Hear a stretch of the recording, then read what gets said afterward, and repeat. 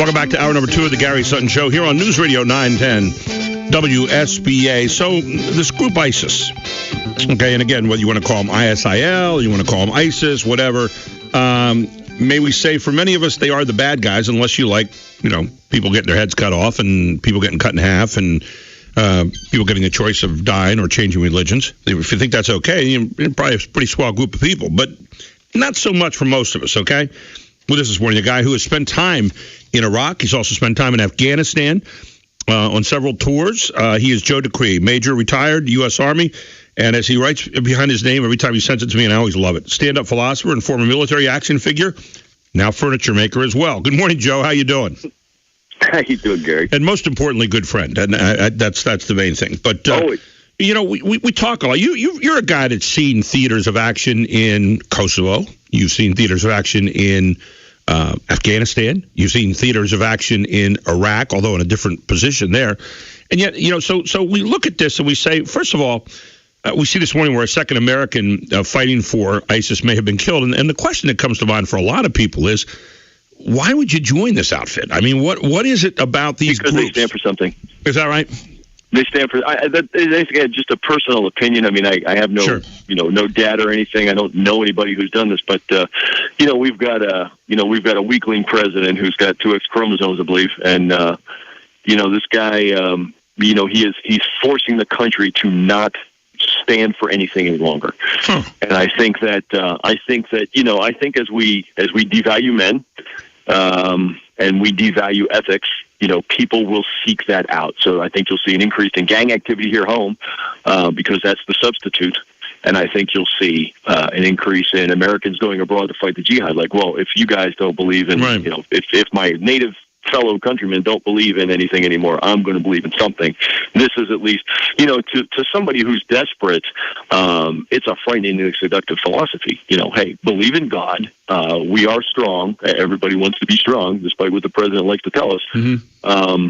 And we will accomplish. I mean, it's gangbangers on an international scale. It's amazing. I've never heard anyone say it that way before, but it gives me pause to think about, the idea that people do want to stand for something. They do want to stand for beliefs. And one of I think the uncomfortable things in our country right now that you kind of put your finger on is that we're uncomfortable because as a country, not every individual, but as a country, we don't seem to stand for a whole lot of anything, and that's we're not permitted. I mean, in the public realm, we're not permitted. I mean, we got restaurants, having to take down their bacon signs for crying out loud. I mean, this is ridiculous. We stand for the country of knee jerk, fix the offense of the moment. It's gotten ridiculous. We have a leader of ISIS. His name is Abu Bakr al-Baghdadi. And by the way, I need to make a correction on something I said the other day because I made a mistake, and I want to correct it.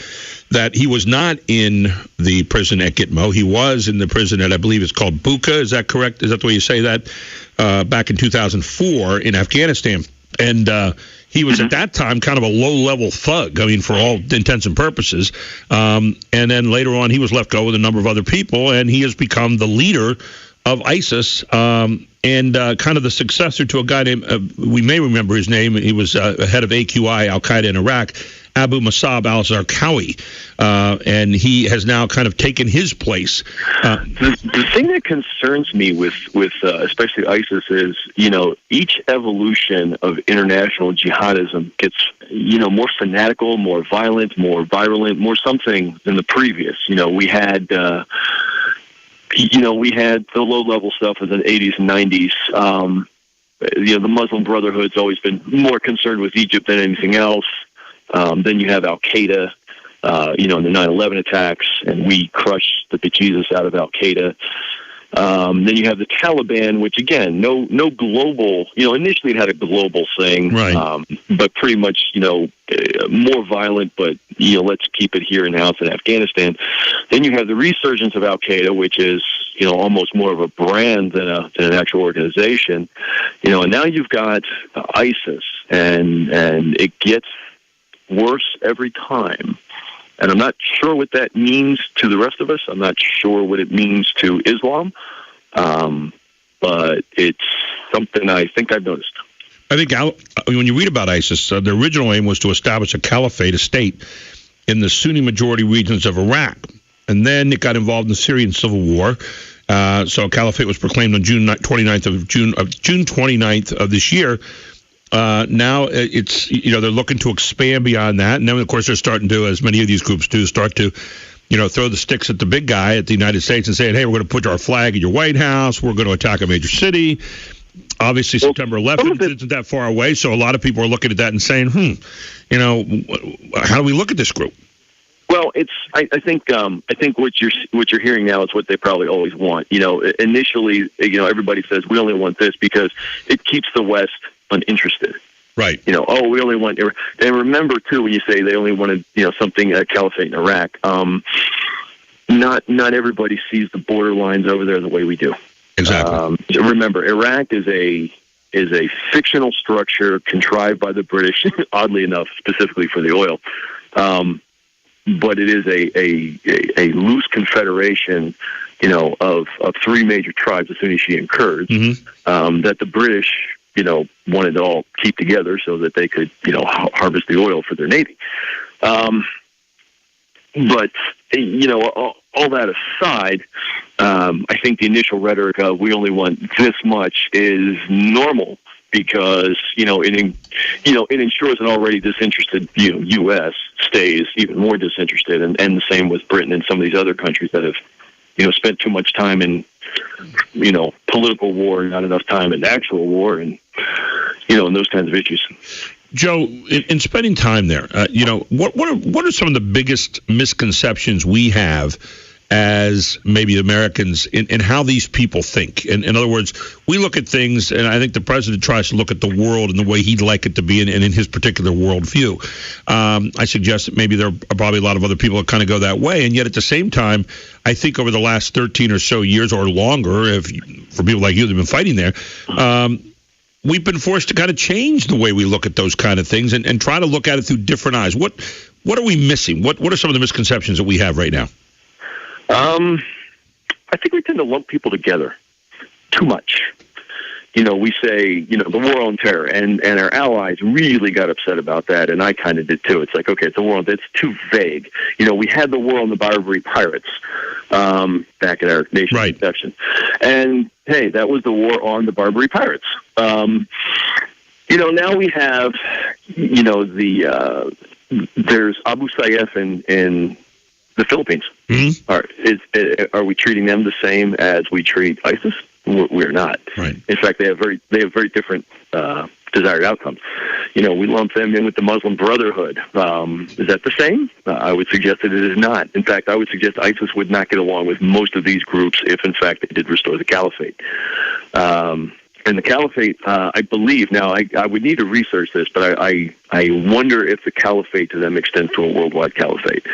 I don't know that. It's bits and pieces of conversations I've heard over the years, and I can't attribute it to a credible source, so I can't say it's fact, but, it makes me wonder. So I think we need to be very specific, one, about our military action and not politicize it so much. We have a militarization of the police force in this country and a policization, if that's a word, of the military force. So, where every time a soldier shoots somebody in Afghanistan, oh my God, there's an investigation of whether it was a proper shoot. Well, that's ridiculous in a war zone.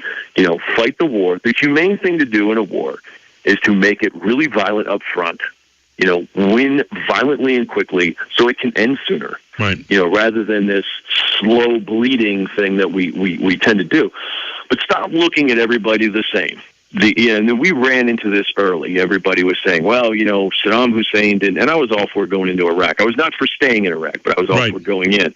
It was like, Saddam Hussein has no link to Al-Qaeda. Well, no fake. I mean, but that was a different threat. We lumped Al-Qaeda with the Taliban.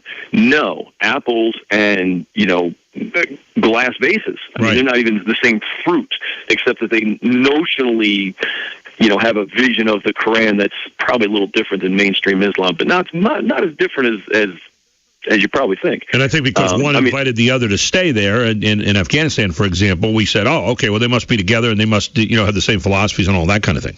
Well, remember, Al-Qaeda was only a group of about, 50 or 100 guys at that point. Yeah. and it was mostly Osama bin Laden, and they kept him as a favor to somebody, and frankly, they didn't want to. Yeah. They didn't like him. They didn't think much of him. He ended up being something of a good luck charm, and then he did this thing in New York, and then he was a brother.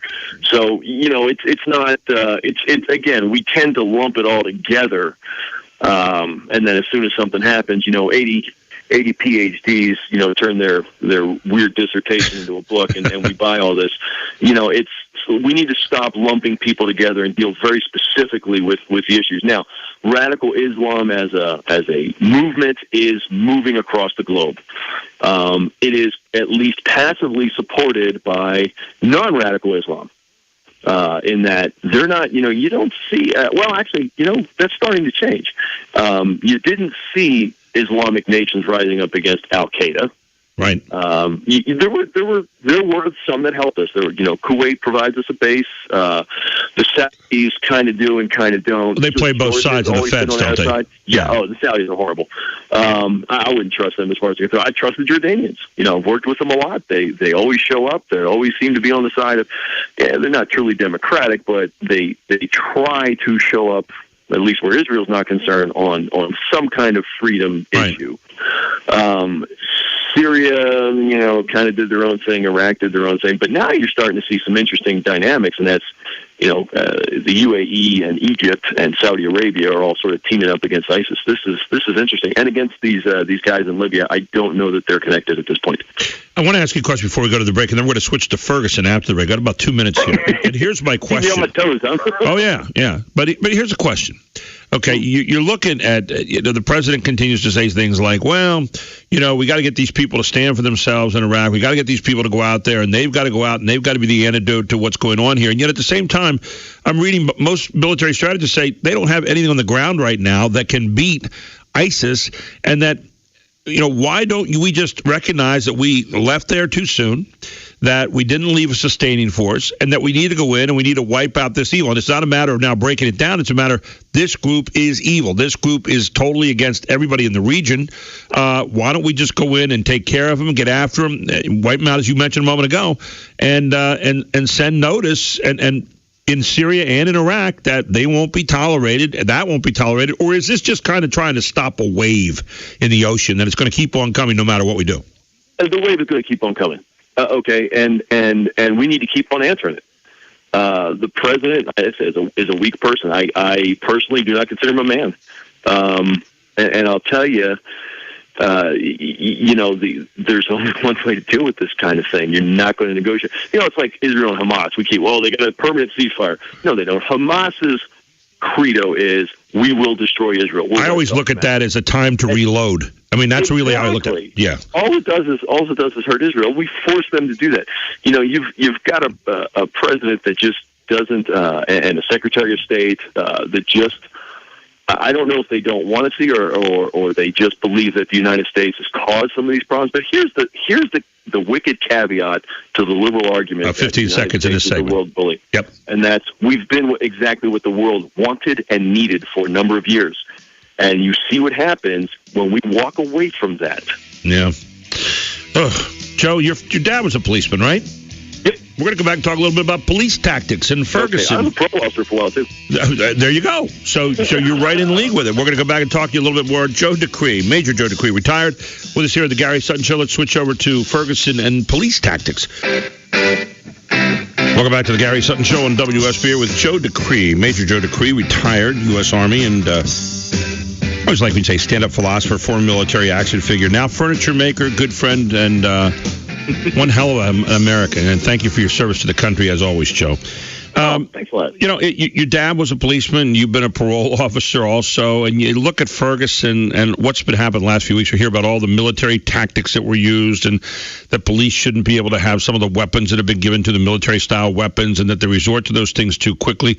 When you hear all that and you had a dad who was a policeman in another time, how do you look at that? How do you kind of digest all of that?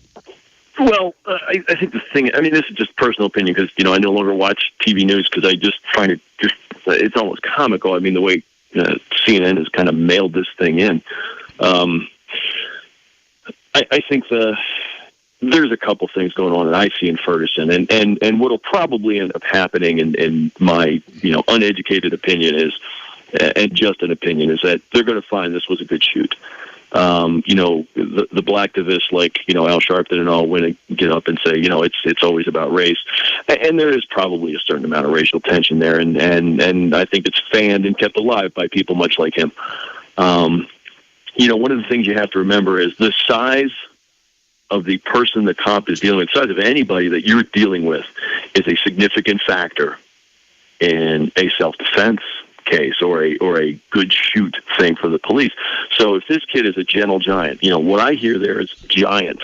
Mm-hmm. If he is that big, 6'4", 280, and he's doing something other than what the cop instructed, that cop is probably, assuming he's an average-sized person. I don't know anything about this officer. Right. If he's my size, I'm 5'9", 170 pounds. I'm in pretty good shape. Mm-hmm. I'm just going to assume that I cannot match force with that person, and so I'm authorized, justified, and in a sense, if I think there's a crime there, legally obligated to go the next level up. So that's really what's going to be the crux of the case against the cop: was he justified in going to deadly force so quickly? Based on what I think I can pull out of the news, that may be true. Now, aside of the horrible news reporting and the people who make their money by keeping everybody angry, I think that there's a horrible trend in policing in this country. My dad was a cop in the 60s in Philadelphia, and he walked the beat around Temple University. Tough place. Again, we're white folk. Most of the residents in that part of the city never have been. But he didn't have a lot of the problems. Now, again, different culture, different times. Of course, the race riots occurred, and there were some down that way. Just 6-7 years later. But at the time that he walked there, and I used to ask him about it. What's how did you make it through that period? And he said, I was out and about with the people. They could talk to me. They could say, hey, look for my boy. He's getting weird again. My husband's been drinking too much. And cops had a lot more discretion. I think policing has, in our quest for justice, we've done a couple really dumb things. One is we've overcriminalized things. So, you get a bar fight now, and you use a beer mug and hit somebody, it's no longer a bar fight in 30 days in the county. That is assault with a deadly weapon. Right. And you get a year. You're now a felon. So we've overcriminalized things, which makes everybody, more edgy around police. We've put police in cars, everywhere, and even the bike cops, they don't stop and talk to people. They just get in miles. So I think we separate the police from the society too much. I think I'm a big fan of walking the beat. When I was a parole officer, and it was a rural county in Ohio, near Chillicothe, right.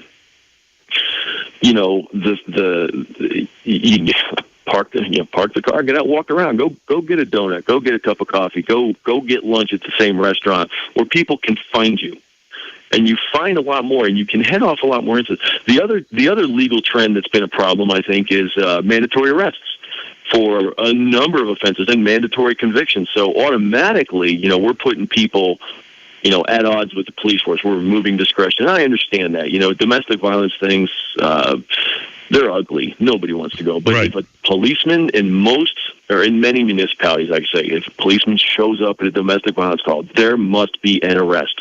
Someone is got to go to jail. And I'm not sure I agree with that. If you're convicted of any number of what used to be minor crimes when you and I were kids, are now, mandatory sentencing of 6 months with, supervision afterwards. I mean, we really have gotten into people's kitchens. And as a result, I think, we've separated police from society, and also police have done the same thing. We focus now, and, why does every municipality have assault rifles? Yeah. Jump in real quick, Joe, because we're at a hard break right now. Could you stick with us for a little while yet? Did I what? Can you stay with us for a little while yet on the other side of the bottom of the hour? Oh, for you, sure. Well, okay. I'm going to use that. So I'm taking a chip, and we're going to go at it a little bit on the other side. I want to talk a little bit more about policing, maybe a little bit more even about this whole ISIS thing. Joe DeCree is a major, retired U.S. Army, and he'll be back with us on the other side of the hour here on the Gary Sutton Show on News Radio 910 WSBA. It's 31 minutes past the hour. Welcome back to the Gary Sutton Show. It's half past the 10 o'clock hour and moving in the other direction. Joe DeCree, Major, U.S. Army, retired. also a guy that has been in a lot of different theaters, Kosovo, Afghanistan.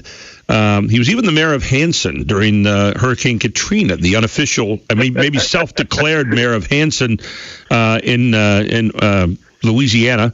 Has also been in Iraq. Yeah, so where haven't you been, for heaven's sake? Oh, it's a big old plan. I think I've my wife and I counted. To count East Germany, I think I've been in 22 countries. Okay. More than half of them on business, as it were. Yeah, business, as it were. Yeah. So Ireland, I was at work in. Italy sometimes, and so anyway. So a lot of that kind of stuff too. You've also been at work, and I know you can't talk a lot about this. Kind of a strategy kind of thing at one point in time when you were in Quantico. Yeah, I worked at the Marine Corps' MAGTAF staff training program. What does that mean for a lot of people out there don't speak? Well, all the military services have their for general officers. The divisions and higher, they have basically tabletop exercise generation. So you get the staff in and exercise the staff, so you don't have to waste all the troops' times. And so my job there was to be the special ops guy, the analyst, so analyze trends in special operations and how we're being used, to infuse them into exercises for, the Marine Corps took over Regional Command Southwest in Afghanistan. We did their staff, certification exercise for them to go and do that. So, it sounds bigger than it is. The Army has something called BCTP. The Air Force has something else that's really high tech. I don't know what it is. And because the Air Force, actually, the staff are their war fighters, because they're all officers, so they're all just, they're up there and they can do it. The Navy has the Bold Alligator series that they do, and things of that nature. So, all the services have their large tabletop exercise for staff. I mean, these are hundreds of people, that you get in a room and you give them scenarios and you start, you have to develop the intelligence in advance. And, and so, they show up on day one. Okay, you inherit this situation, okay, you do this, option one we infuse is this, you have to react. Wow. So it's kind of like a constant brainstorming on the best way to go about with strategies. Is that basically what it is, right? Yeah. Yes, sir. Hey, we were talking. I want to come back a little bit to Ferguson for a few moments. Could you make some interesting points there about the police and the policing of this time? And I was struck when you're talking about your dad in the '60s and walking around Temple University in a predominantly black neighborhood, where it wasn't that bad because you were able to be proactive and preventative by communicating with people. And you mentioned, but people ought to be out there on foot again and be able to be out there and doing that kind of thing. Is our country such today that would still work? Yes. Okay, go ahead and talk a little bit about that. I think I think it would. One is, and the obvious thing is, put black cops in those neighborhoods. I mean, you'll aspire to be what you see. You want to see your own in positions of respect. And I think what they have what the black community has given themselves as positions of respect. They're athletes and rappers and things, and some of those people are worthy of respect. I like Diddy. I think here's a guy who, and I don't know what his history was as a rapper because I don't really care for that kind of entertainment, but clothing mogul, sports entrepreneur, entertainment entrepreneur, supports the arts. This is a guy I want to have a beer with, but put some black cops, and put some white cops with them and have them walk, have them get out in the street, not just, hey man, I'm eating my lunch, don't bother me with your darn traffic tickets. You got to be approachable. Cops in especially urban areas, I think, have turned into cab drivers. You sit in the car, you wait for the call, you answer, rather than being proactive and fight. We used to call it community policing back in the 80s. And, when I was in college studying all this, get out there and talk to people, find out what their issues are, and at least be approachable, for crying out loud. The only time the police show up in force in these areas is when there's an incident. And that's bad. Are there going to be problems? Yeah, but, the police have developed a real bunker mentality in this country. It's us, them. You talk to some of these cops, and it showed up in this Ferguson thing that really bothered me. It said, and I forget who the police chief was, he said, I just saw it online this morning, policeman's first job is to go home at night. Negative. Your first job is to protect the society. And you can't do that from inside your desk. Yeah, getting home at night indicates more defense than being the proactive and positive, preventative kind of source that you could be. I agree. And maybe even resource, too. it has developed, and I think we've developed a real us-them mentality. And you'd be surprised. I think Ferguson is a microcosm of the country right now. I think if you went into white neighborhoods, you get a lot of similar responses. Yeah. I think there's a mistrust of the police. They separate themselves. They wear those dark glasses. The SWAT teams are all wearing camouflage. Really? Seriously? Camouflage? Come on, man. Well, you were talking about some of the vehicles that are being used in communities, even here in Pennsylvania right now, that indicate more of a war-type mentality. Your thoughts about that? I'm looking at Philly.com. Michael Bourne, Inquirer staff writer, August 27th, 2014. Gloucester Township, and I don't remember where that is anymore. It's been a while. And then there's, Camden County, which I believe is probably Camden, New Jersey. Then there's... Right. Then there's Montgomery and Delaware counties have a total of 3 mine-resistant vehicles just this year. That's a quote off his web post. Now tell people what mine-resistant vehicles are. It's just a heavy armored car. I mean, it's a little bit higher than normal. It's a big armored car. I mean, it's the stuff you drive the money away from the bank in. Yeah. What are police doing with M16s, M4s, and mine-resistant vehicles? I still think the best police rifle is the 30-30 lever action. The bullets are soft-nosed. They don't ricochet as much. You're not going to get collateral damage. It's not a high-capacity gun. It's not a threatening-looking weapon. That MRAP. Why does Delaware County need an MRAP, mine-resistant vehicle? Why do they need one? It's surplus. We get it. Well, now the taxpayers have to pay for its upkeep. And, by the way, armored cars, heavy on the upkeep. I mean, that is an expensive upkeep. Those suspensions don't last well. So I've got a guy here that's been involved, to some degree in some police work and has obviously been involved in a lot of degree to military work. Let's cross the boundary for a second as far as weapons. And here you are, you're taught to use weapons. You were in a special ops situation too.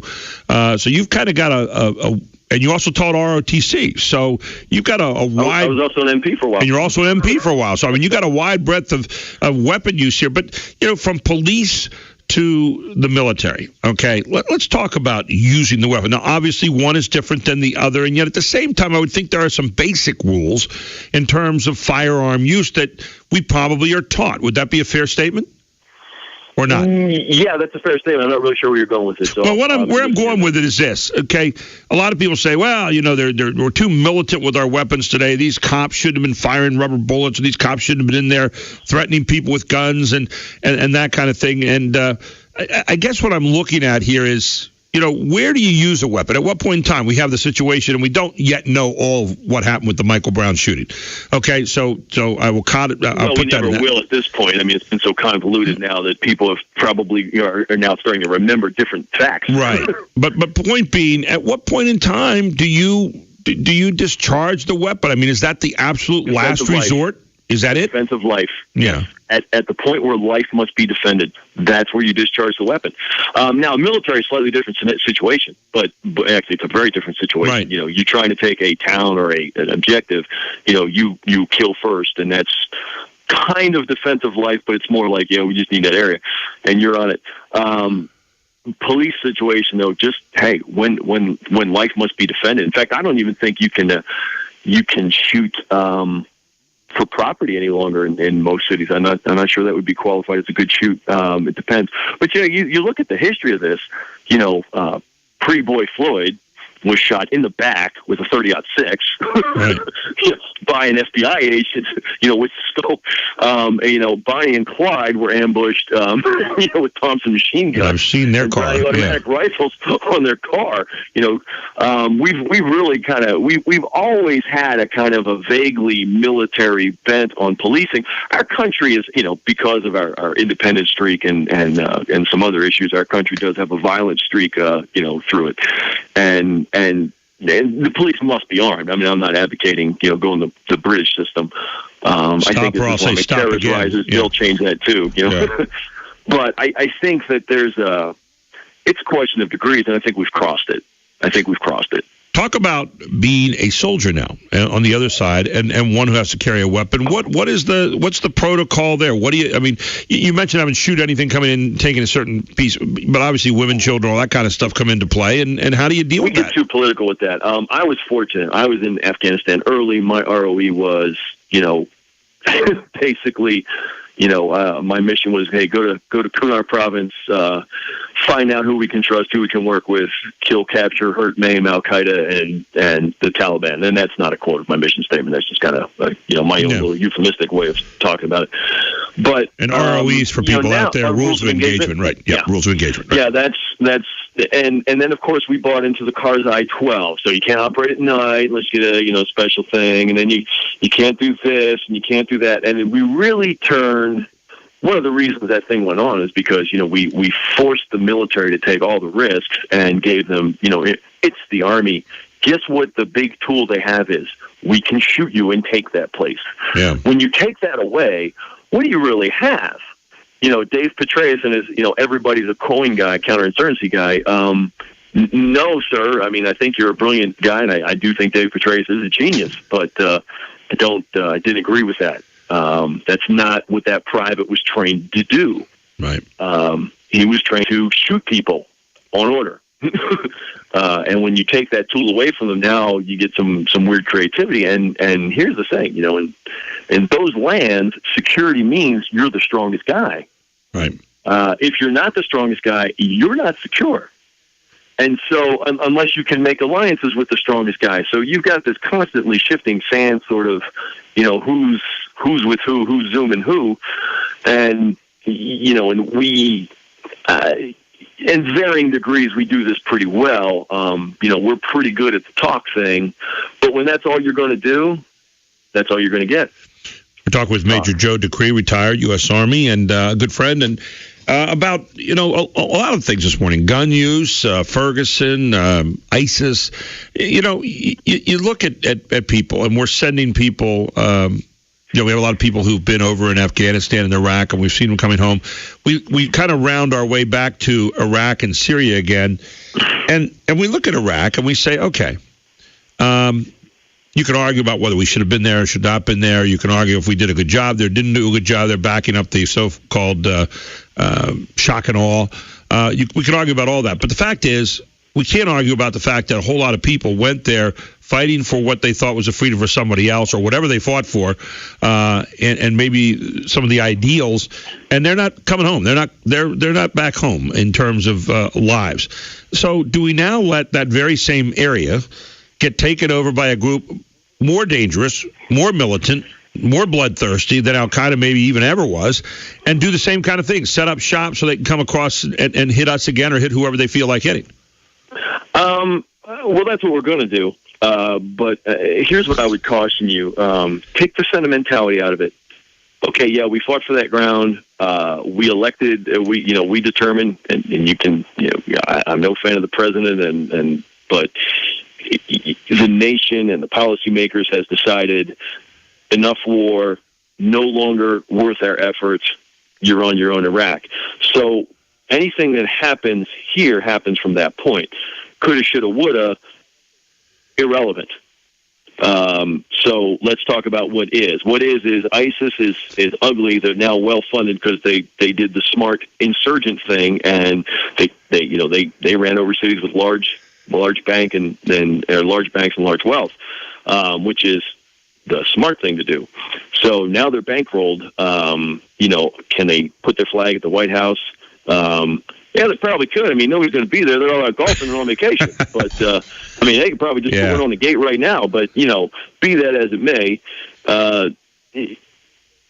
some of that's rhetoric. Some of it is not. I'm sure they are intended. Do they have scouts and spies over here in their cities? Yeah, that'd be easy to do. But the point is, I guess the point is, so, when we say about, because we do care about the lives of guys like you that go there. You and I kind of became friends over kind of that whole idea that, we do. Some of us really do thank you and really do mean it and really do thought you stood for something, and that, if what we stood for, we politically just decide, okay, we're not going to get in there anymore, we're tired out, let's go home. And you cannot beat America in a kinetic war. Right. You can easily beat America in a political war. So if you wait them out, going back to the old days of the general in Vietnam, wait them out. Vietnam. Yeah. Are you reading? I'm reading a book now. I think you've read it, called Stolen Valor. Have you read the book? I have. Okay. And if you look at the statistics, none of our image of Vietnam, except for maybe the last year of the war, is borne out by any of the statistics in that war. It was not poor black men, rushing off to fight the white man's war. It was not the rich got buys on all that stuff and didn't serve. It was not anything of what it was portrayed. And the guys that returned are not the vagrant bums that we like to portray. And Dan Rather had in that horrible show that he did back in the early 80s, middle 80s. The Wall Within, was that it? Yeah.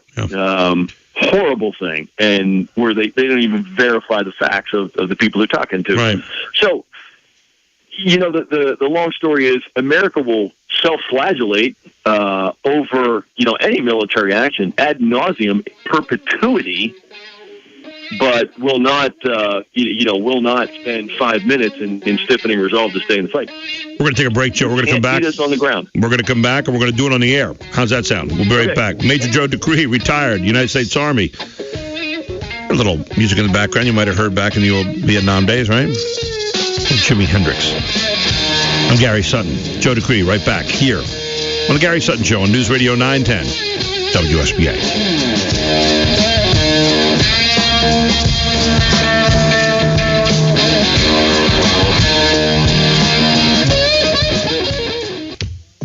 Welcome back to the Gary Sutton Show on WSBA with Major Joe DeCree, retired from the U.S. Army, but nevertheless still thinking back to the days when he served this country.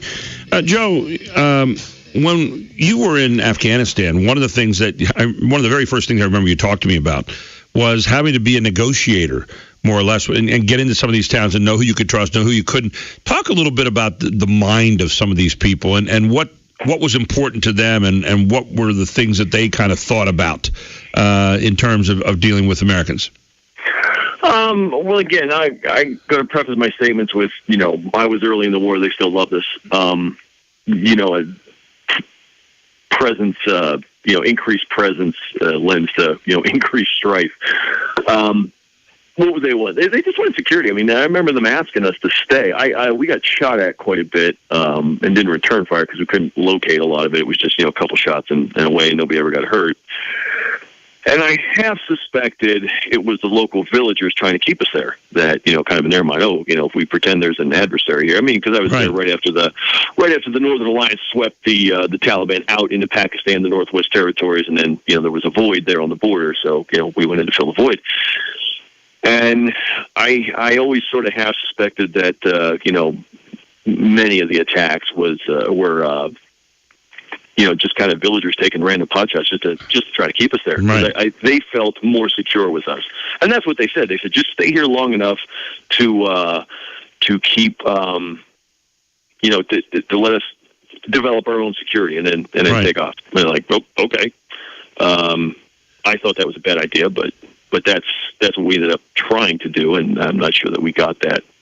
We look at Iraq, where we left, and now we circle full bore. Finally, back to where you started in the beginning. We have about 2 minutes left, and we now sit back and people say, okay, what are we going to be doing there? And we hear every day, well, the president's meeting with his national security team or his foreign security team, whoever it might be. It's always meeting with his team, so that should give us comfort. And yet at the same time, we have to think about the idea. 9/11 still is in our memory. I mean, it was 13 years ago, but it's still in our memory. And we say to ourselves, okay, if, be it an old history teacher myself, if we are to learn by history, then we better learn by that. And we're looking at something now that looks kind of very eerily similar, although we didn't look at it that way the first time. We didn't kind of see it coming. Now we think we kind of see it coming. What's the game plan? I mean, if you're out there for the day and you're in the president's ear and you're saying, Joe, what do you think we ought to do? And what's the game plan? I would commit heavy forces immediately back to Iraq. Yeah. I would commit heavy forces immediately back to. I'm not even sure I'd send a lot of special ops guys in. I think I would just send the 4th Infantry Division, roll tanks, roll heavy, and be prepared for collateral damage and negative world opinion, because they're going to hide in the populace, and you're going to have to overrun towns, and no more surround the town and give the terrorists 3 days to get out kind of thing. Just let's go in and kick people's butts and make sure this doesn't happen again for at least a while. Yeah. Immediately, you've got to start trying to trace their financial assets and start freezing them and coercing other countries to do the same, confiscating those funds. which is very difficult in the Islamic world, because they do a very different kind of banking, which is like, hey, you give me a car, I can give you something back in kind. It's still an asset I have. It may or may not be cash. So there's some issues of that going on, but I think initially they've got cash, so let's find that and take it. Yeah, they're making money. In fact, why not take that and walk into downtown Kabul and just hand it out? Yeah, well, there you go. This could be a twofer. Yeah, because a lot of people don't realize they're already doing some things for people, much like Bin Laden did, and Al Qaeda, where they're building schools or doing that kind of stuff. Bin Laden didn't build schools. Yeah, exactly. So, well, I'm saying, but from the standpoint of let's say doing some things for people that people do appreciate there. Yeah. That's always part of the game plan. A little Robin Hood action. Yep. Hey, Joe, we confiscated this from these guys for you. Yep. Well, we're at the end of our time. Great talking to you, my friend, and you gave us some good things to think about this morning. Thanks so much. All right, man. Got you soon. Take care. Joe DeCree with us here this morning on the Gary Sutton Show. He's got some different thoughts on some things. Looking at it from a soldier, looking at it from now being a civilian, and looking at it from a policeman's son in terms of Ferguson. Good talk this morning. When we come back, blacks must confront reality.